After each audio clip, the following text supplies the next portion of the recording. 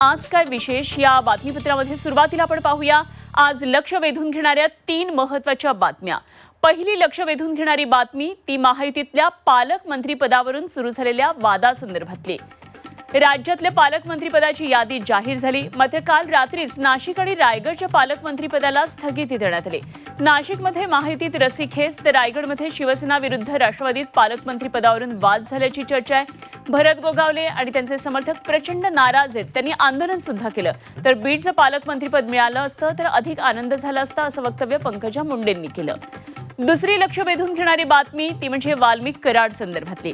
वाल्मिक कराडच्या खंडणी प्रकरणातील जामीन अर्जावर आज सुनावणी होणार आहे। केज न्यायालयात ही सुनावणी होईल। मागच्या तारखेला वाल्मिकच्या वकिलांनी जामीन अर्जावर युक्तिवाद न करता तारीख वाढवून घेतली होती आणि त्यानुसार न्यायालयानं आज या प्रकरणाची सुनावणी ठेवली आहे। तर वाल्मिक कराडला खंडणी प्रकरणात आज जामीन मिळाला तरी देखील तो कोठडीतच असणार आहे। तिसरी लक्ष वेधून घेणारी बातमी ती म्हणजे सैफ अली खान संदर्भातली।